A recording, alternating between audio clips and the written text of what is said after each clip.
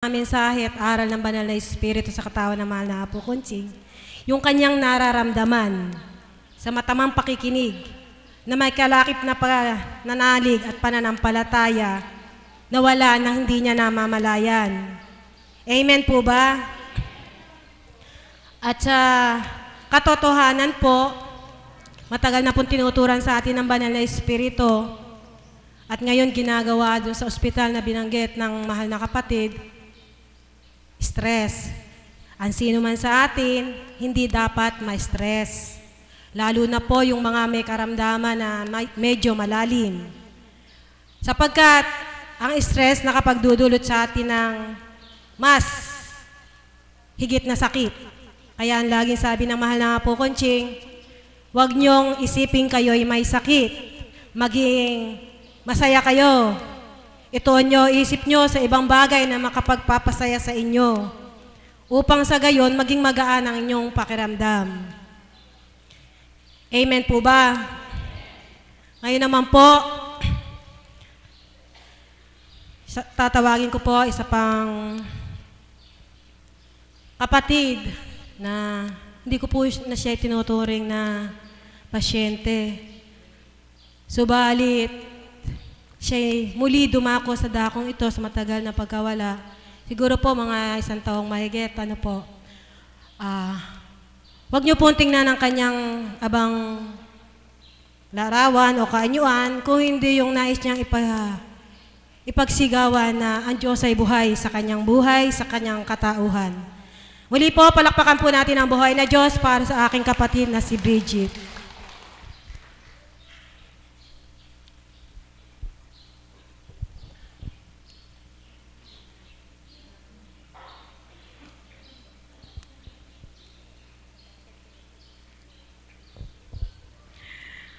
Ang mga pasinat, mga lagyan, ang mga napokansin, at yung mga tagasunod, at yung mga pasyente. Matagal po akong nawala dito sa lampanan. Pero, yung Panginoon, palagi po tayo inaapuhap para tayo makapakinig ng kanyang banal na salita. Alam niyo po, nagkaroon po ako ng bukol sa ulo, pero hindi na po ako nagpa-opera. Ang pananasalita nila po, nagpapagaling. Kaya nga po, magpatuloy pa tayo na makinig ng pananasalita upang magliwanag po tayo. Alam niyo po, sa pamamagitan ng mahal na Apo. Isang mapagpalang umaga po sa ating lahat. Si kapatid na Bridget po, nung pong birthday niya, October 8, dinalaw po namin siya ng mahal na Apo sa kanila sa Quezon City. Doon ko po nasilayang na talaga pong siya lugmok po talaga.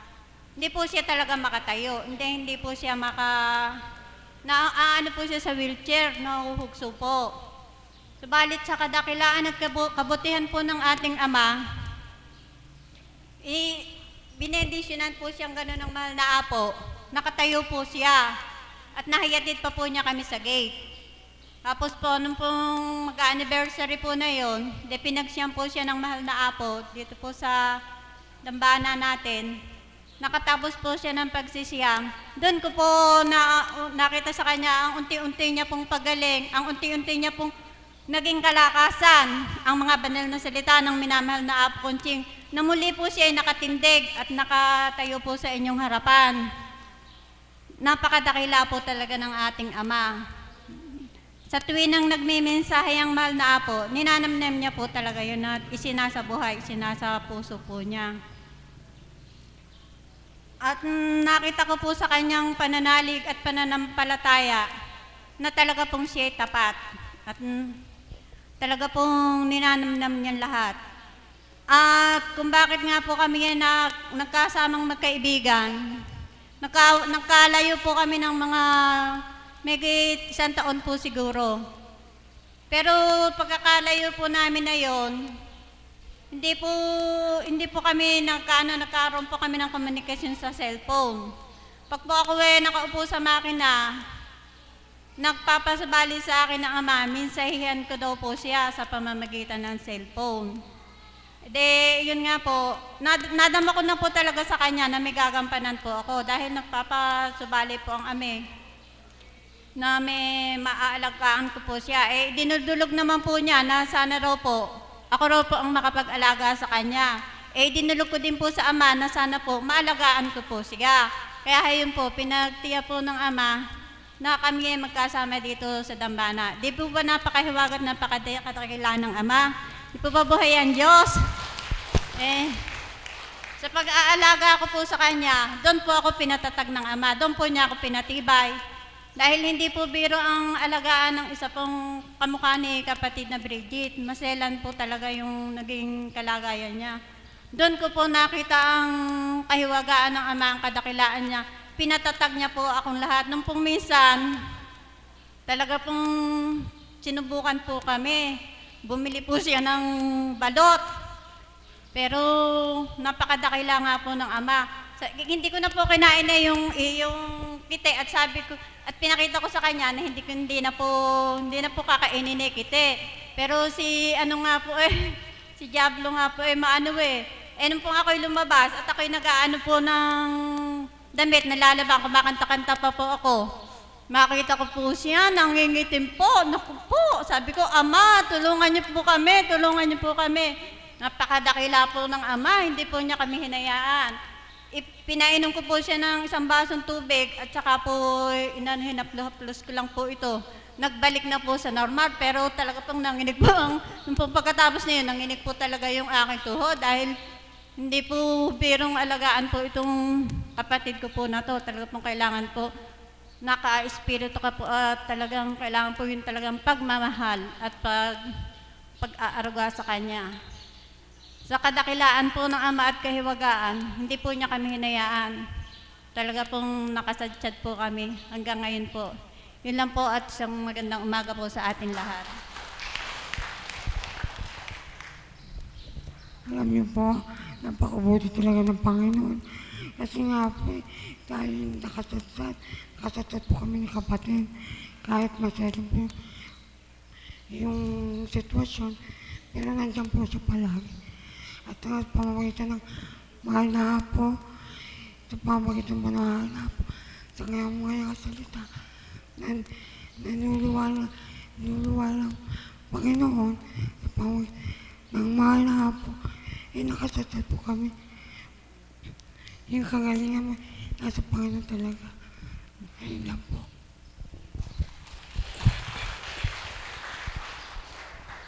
Maraming salamat po, mahal na kapatid. Sususugan ko lang po yung kasaysayan ng mahal na kapatid. Nung po siya panahon na nasa Quezon City, sinusubuan lang po siya para kumain, para makakain. Subalit ngayon, kumakain na po siyang mag-isa. At siya po yung minamensahe ni Apo na dati hindi makagulapay. Ngayon, tumutulong pa kila Tita Opel na magbalat, maghimay ng gulay.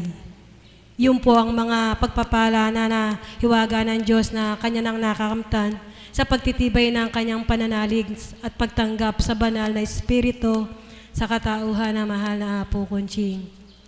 At higit po doon, yung dating hinahanap niya, ngayon hindi na niya hinahanap. Na ngayon, araw ng Sabado, kanyang kinasasabikan na dumatal sapagkat ito po ang araw na ang lahat ng mga anak niya ay kanya ng kapiling at sila'y nagsasama-sama. At talaga pong sa pananalig niya sa Ama at pagtanggap sa mahal na Apo Conching, nagkaroon po siya ng kagalingan. Hindi po ang kanyang katawan lupa lamang, kundi higit ang kanyang kaluluwa.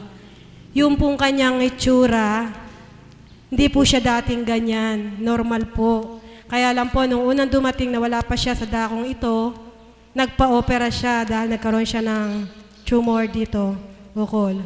Ayun po, nagkaroon ng damage na hindi po nagkaroon, kaya po ganun ang itsura niya.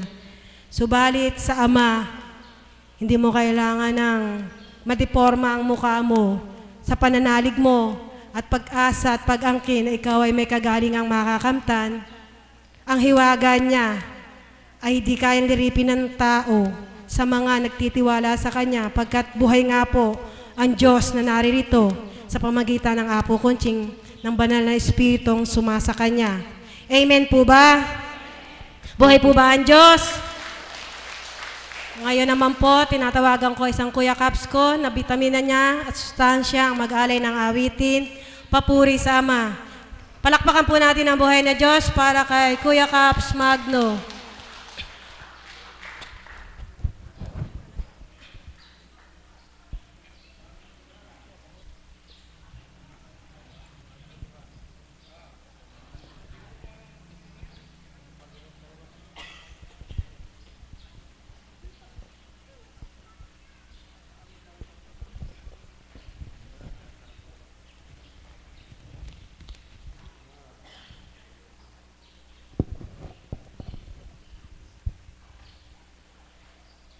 Salamat sa Diyos. Ako po ay tinawagan dito sa banal na dambana upang ako po ay mag-alay ako ng awit sa ating Diyos Ama, sa ating banal na Espiritu at ang ating Apo Kunching na kinalugdan. Para po sa ating lahat. Bago po ang lahat, ako'y bumabati ng maligayang Pasko sa inyong lahat.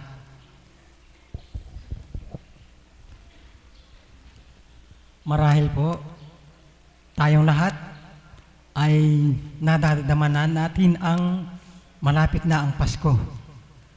Una nating nadadama ang Diyos ay malapit na pong dumating at ang panahon ay nararamdaman natin ang hangin ay napakalamig.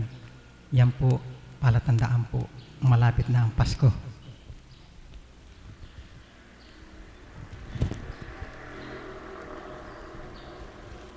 Pasensya po kayo, bago pa lang pong binigay.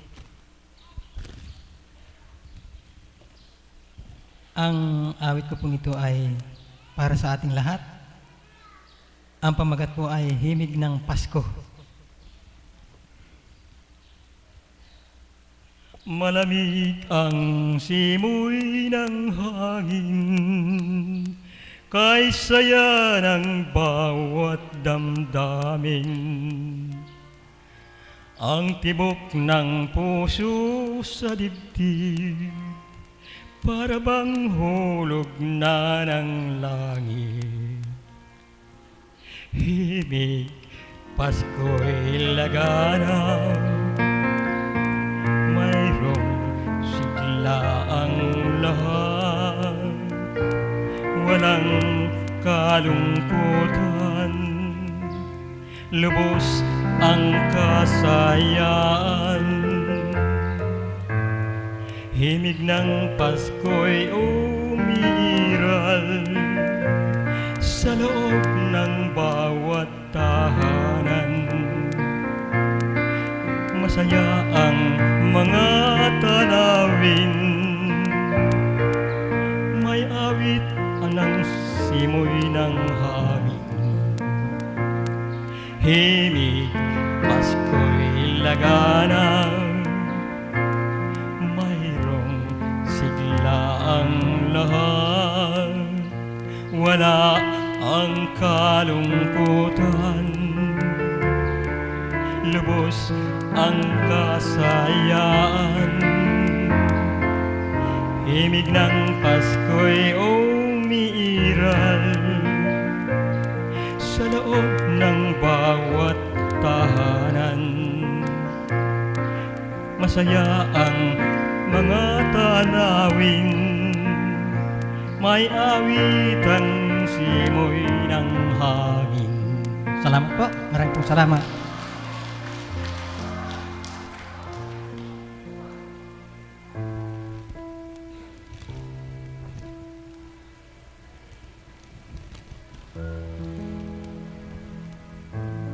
Para po sa ating lahat.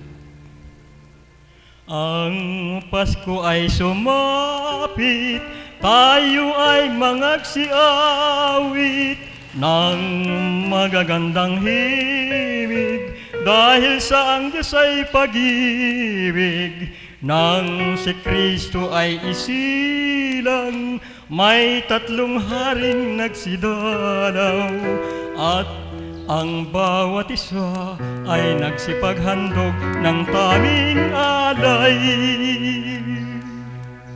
Bagong taon ay magbagong buhay, nang lumigaya ang ating bayan. Tayo'y magsikap upang makamta natin ang kasaganaan. Tayo'y mangagsiawit habang ang mundo'y tahimik. Ang araw ay sumapit ng sanggol na dulot ng langit. Tayo ay magmahalan, ating sundin ang gintong aral, at magbuhat ngayon kahit hindi Pasko ay magbigayan. Salamat po. Maraming pong salamat.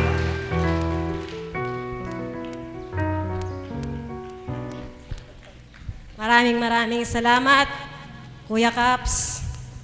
Himig, Paskong Pasko na po ba? Namnaw niyo po ba awitin niya?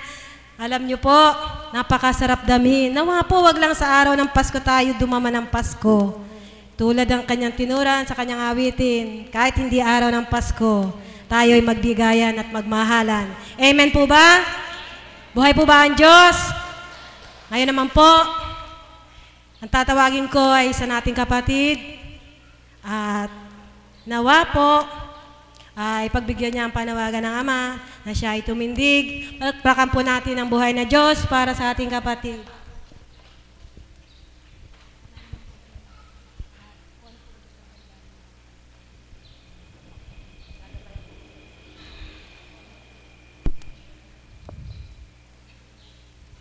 Ama, pinili mong ako'y tumindig.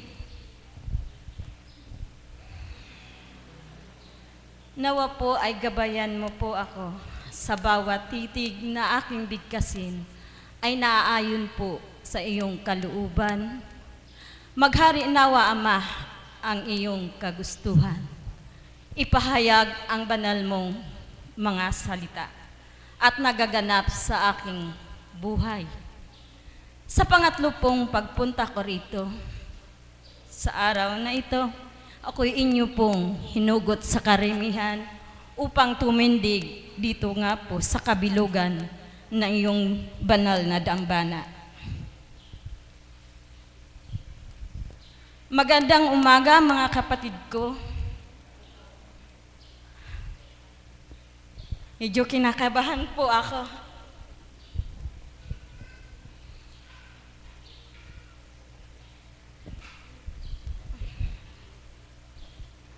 Nawa ay bigkasin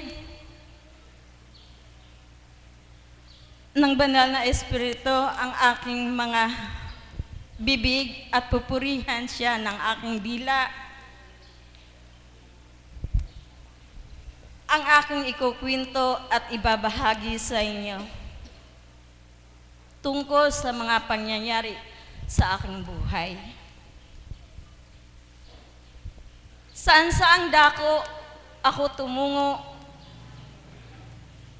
upang tukuyin kung ano talaga ang aking karamdaman. Naroon pong ako'y lumiit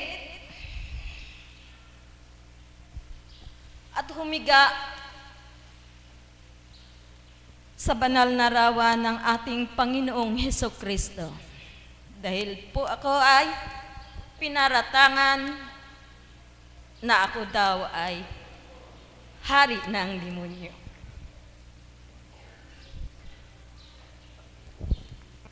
Sa pangalawang pagkakataon, mayroon po akong sinasamahan na nagmimisyon sa bundok Banahaw. Doon po, nakadama ako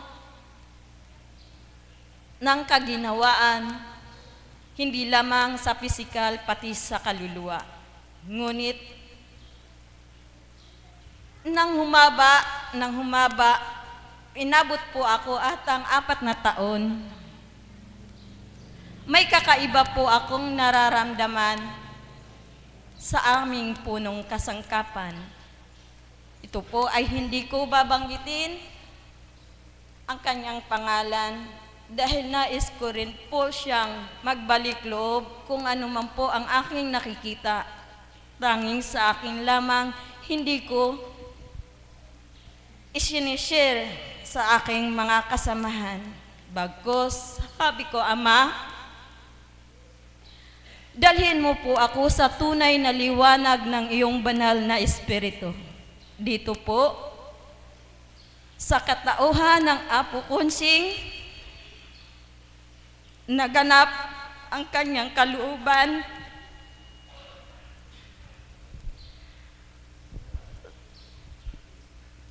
Sabi ko, maghari Ama, sa katauhan ko, ang inyong kagustuhan.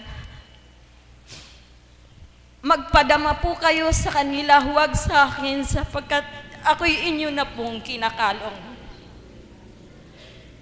Dalisayin niyo po at pabanalin ang bawat aking wikain.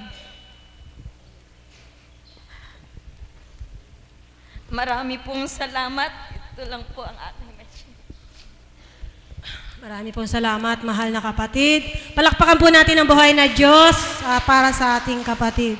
Alam nyo, mapalad ka po, mahal na kapatid, sapagkat sa 2 beses, sa 2 pa lamang, nagpadama na sa iyo ang buhay na Diyos na tunay, na buhay ang Diyos, ang banal na Espiritu sa katauhan ng Apo Konsing. At katotohanan, ang mga naghari sa iyong kalooban, kung kaya ikaw ay natungo sa dakong ito at hindi ikaw sa ganang sa iyo. Sapagkat minithi mo ng puso mo na ikaw ay makatunton at matahak mo ang landas na matuwid. Sapagkat ang Ama hindi nililirit, sinisilayan ang kaanyuan ng kanyang mga anak, kundi ang puso, kung totoo tapat ka sa pagmimithing siya'y makilala mo at madama mo. Nawa po, kapatid, iyo pang mapagyaman ang biyayang iyan na iyong natanggap, sapagkat hindi lahat ay nakakatamo. Nakatotohanan ang tinura ng ating Panginoon, walang nauna na di nahuli, walang nahuli na di mauuna, sapagkat katotohanan sa ating mga puso naroroon ang katotohanan kung tayo ay tumanggap at tunay na binuksan ng Ama upang siya ay makapasok sa ating mga puso, sa ating katauhan, sa ating mga buhay, sa ating mga diwa, siyang ganap na maghari at magbalangkas, manguna sa bawat ating dapat tahakin at gawin. Muli po, palakpakan natin ang buhay na Diyos para sa kanyang kahiwagaan. Ngayon naman po, at habang wala pa po ang mahal na Apo, tatawag pa po ako ng iba pang magbabahagi. At nawa po sa bawat tumitindig, may naiiwan sa inyo kahit isang salita. Isang salita na makapagbibigay lakas, makapagbibigay ng galak, pag-asa at liwanag sa inyo. Higit sa lahat ng katapatan sa paglapit sa Ama, upang sa gayon, sa inyong pag-uwi, kayo'y may maiwiwi at matamo, pagkat mabiyaya ang ating Ama. Muli po, palakpakan natin ang buhay na Diyos para sa ating kapatid.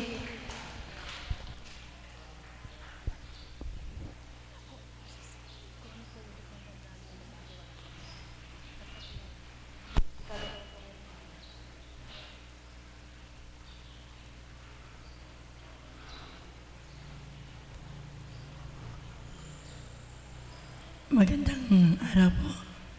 Wala po akong boses. Pero sana madinig nyo yung aking mensahe na ibahayag na naganap sa buhay ko.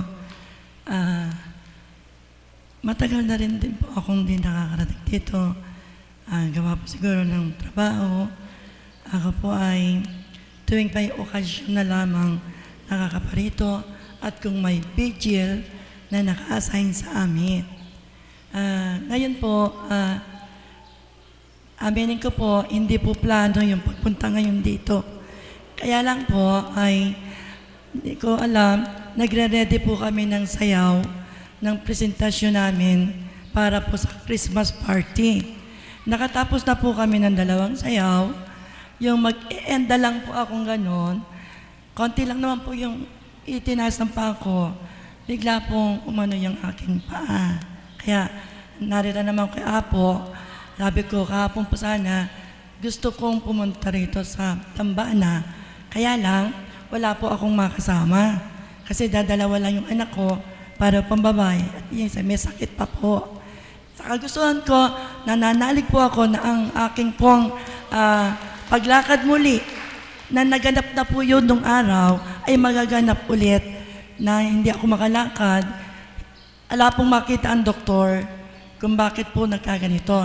In x-ray po ako kahapon, walang fracture, wala namang pong pali, walang diferensya. Katunayan po, walang binigay na gamot sa akin, kundi lamang daw po magsuot ng immobilizer. Ngayon sana ako bibili, pero sabi ko, hindi ako bibili noon, pupunta na lang ako kay Apo dahil nananalig akong yun ang tunay kong kagalingan. Dito po sa dambanang ito, nadama ko po ang presensya ng tunay na Diyos, ang Diyos Ama, Anak at ang Espiritu Santo sa katauhan ni Apo Conjing. Nung una pong punta ko dito, kasi byuda po ako, 22 years na akong byuda. 2 lang yung anak. Hindi ko pa malaman, mula nang mamatay ang asawa ko, masakit ang dibdib ko.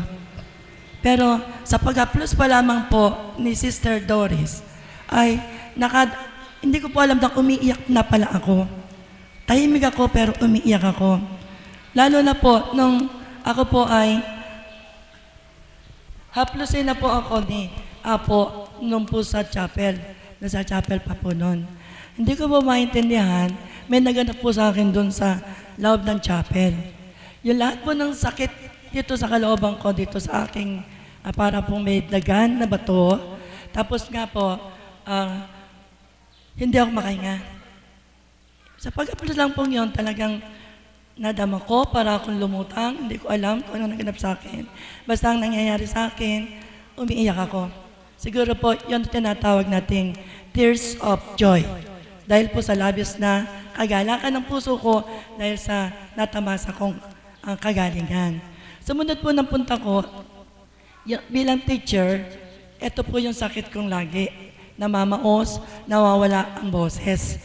Pero dahil ako po ay member ng choir, sa oras naman po ng vigil, sabi ko, iniling ko, si Sister Dory po ang aming kasama doon. Lord, gusto ko pa pong isilbi sa iyo yung tinig ko, kahit na po hindi maganda yung boses ko, pero gusto ko pong gamitin ito sa pagsambat papupuri para sa ikalulugod mo, Panginoon. Doon po mismo, sa oras ng pagbibigil namin sa chapel, kumanta daw po ako ng haleluya, pasalamat, na hindi ko rin po alam. Madalit salita po ay bumalik ang aking tinig. At ang pangatlo po ay yung pong aking anak na sinama ko naman dito, naka-assign po na o-opera na siya sa goiter. Pero sabi ko, anak, kung ako'y nagkaroon ng kagalingan doon sa dambana, ikaw din, pagkakalooban ng Ama. Sumama naman po siya. Yun din pong araw na yon, binigyan lang po siya ni Apo, inima siya. Pinatapalan po ng katakataka. Kaya nga po, sabi ko, talagang katakataka. Dahil po yung schedule po niya ng operation, sinabi po ng doktor, isa pang examination. Lagi po kami naglalab. Doon po sa resulta ng laboratory na yon, 3 doktor po ang examine. Sabi niya, hindi na kita o-operahan. Di po ba katakataka? Buhay ang Diyos, sa dahon ng katakataka, gumaling ang aking anak, yung kanyang goiter. Ganyan po magmahal ang Ama. Kaya po, ang buhay ko, mula po noon, sabi ko na, naglilingkod na rin po ako sa Diyos bilang member po ng CWL, Catholic Women's League, bilang kursilistas ng Paris Renewal Experience. Pero sabi ko, ano man ang mga natutuhan ko sa lahat na pinagkaloob sa akin ng Ama, kaalaman, karunungan, binigyan ako ng treatise, time, binigyan ako ng talent, binigyan ako ng konting sweldo, may treasure, na akin pong patuloy na ibinabahagi. Kahit po maliit na sweldo, kung gusto mong magbahagi, makakapagbahagi ka po. Dahil ang Ama, alam kung ano ang wala sa atin. Alam ng Ama kung ano ang kulang sa atin. Kaya po, siya ang magkakaloob nito sa buhay natin. Amen po? Kasi po bakit sinabing ganon? Inalis ng Panginoon ang aking konting ipon. Sinunog niya ang bahay ko. Nawalan ako ng bahay. Sabi nila, di bale, masigit pa dyan makakamit mo yung bahay na yan. Kaya sabi nga nila, nanalig ako. At ang sabi po sa atin, 3 dahilan kung bakit hindi sa ating mga kahilingan. Una, bakit oo, binigay, bakit hindi, at ang ikatlo, bakit maghintay. Oo agad dahil yun ang nararapat na sa'yo, ibibigay ko na kagad. Tulad din po yan ng instant healing. Meron naman po sasabihin natin na hindi. Dahil ayaw bigay ni Lord kung ito ay hindi natin para sa kabubuti ng buhay natin. Maaaring dahil doon, papasama pa tayo. At ang ikatlo, ito po'y natutunan ko, maghintay. Dahil darating din ang panahon na ipagkakaloob sa iyo ni Lord kung karapat-dapat na ibigay sa iyo. Sabi niya ay, maghintay ka, lahat, di po ba, tulad po ng gospel for today, sabi na, matuto ka lamang na maghintay doon sa kahilingan mo. Tulad po ng ipinagkaloob kay Zacarias, kay Elizabeth, na matatanda na bago po dahil gusto nilang magkaroon ng anak, ay pinagkalooban sila ng Diyos. Di po ba? Kaya nga sabi ko, walang imposible, kahit ikaw ay isang baog, magkakaanak ka rin kung pinagkaloob ang Espiritu Santo ng ating Panginoon. Ako din po, hindi rin po ako nagkaanak. Kaya siguro po, 2 lang ang anak ko. Pero naghintay ako. Sa una, ang sabi nga po ay, siyempre ang lalaki po ang gusto ay may tagapagmana ng pangalan. Pero babae po ang pinagkaloob sa akin. Nagasan muna ako bago ako nagkaroon ng first baby.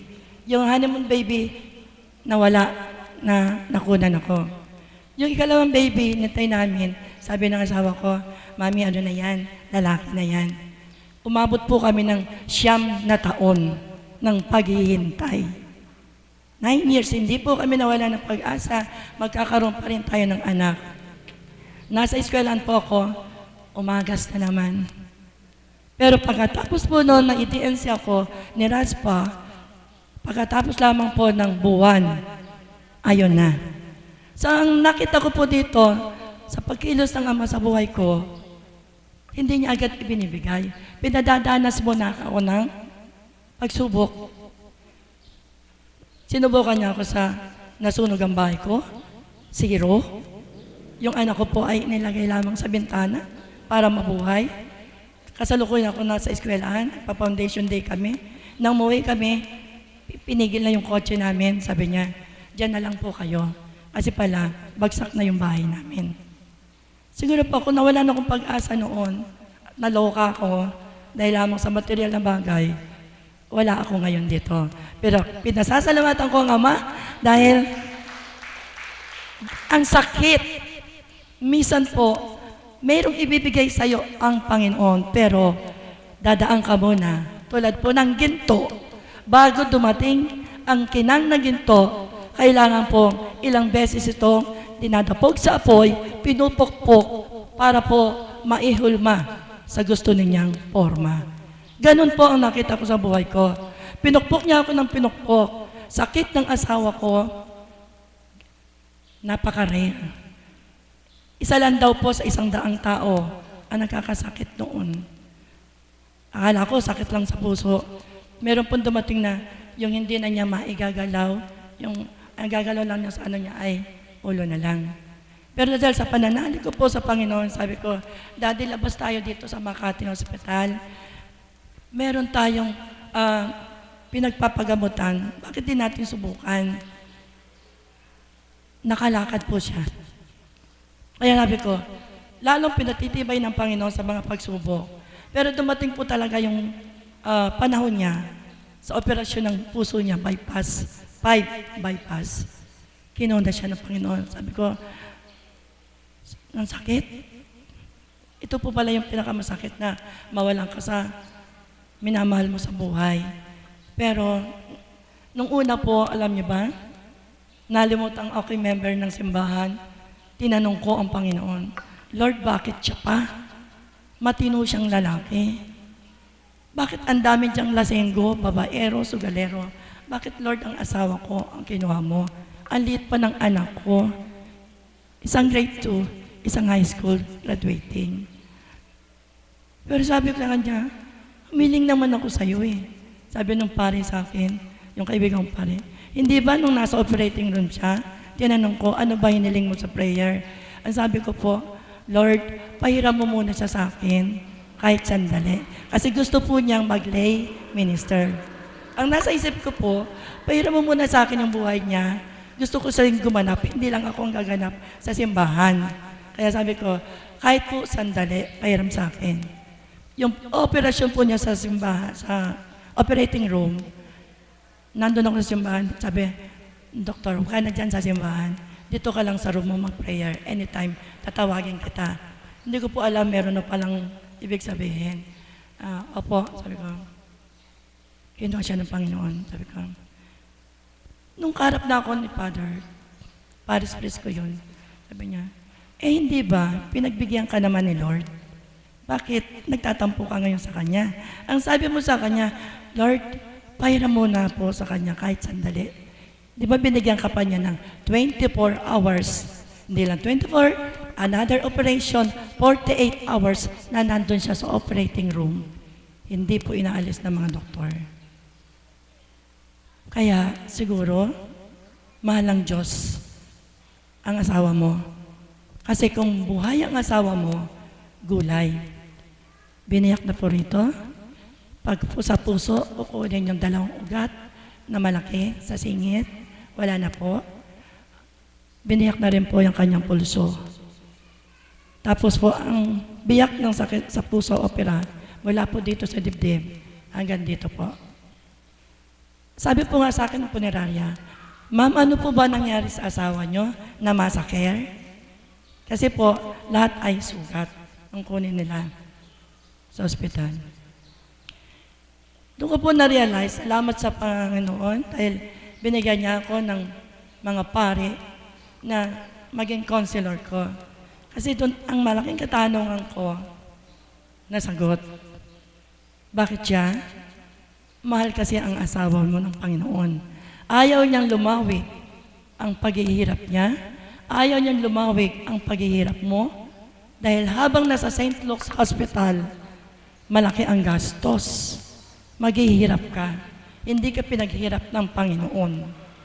Kaya, kinuha niya. Ikaw na may nakakasigurong mabait ang asawa mo.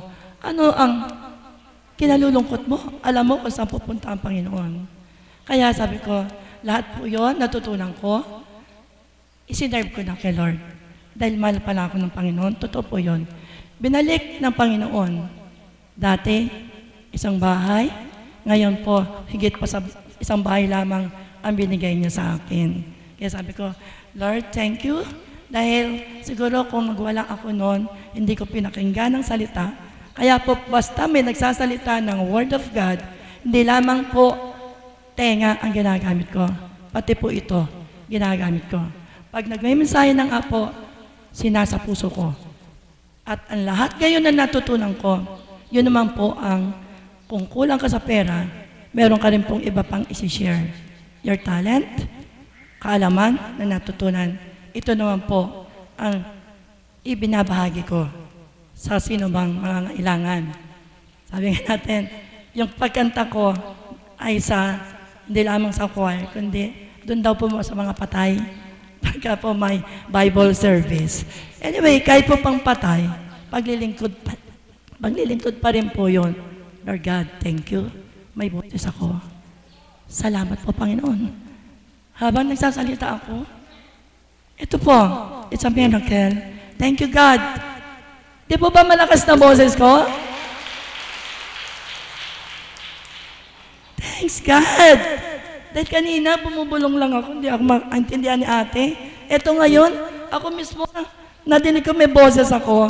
Salamat, Panginoon, napakalagang mapagmahal ka. Thank you, Lord. Sinabi ko na nandito, kagalingan ko sa dambanang ito. Sabi ko, nagpasalamat po ako kay Ate Lynn. Samahan mo ko. Kahit ako ika-ika, gusto kong marating sa chapel. Nandun ang hinahanap kong kagalingan. Sabi ko, talaga po namang napaka-bait ng Panginoon. Buhay na buhay ang Panginoon sa lahat sa ating pamumuhay. Thank you, God. Maraming salamat po, mahal na kapatid. Kanina pa po kayong tumindig rito. Hindi nyo lang po namalayan, bumalik na po yung boses nyo. At talaga pong sa inyong mga binahagi, nawa po ang lahat ng ating mga kapatid ay nakakuha ng aral.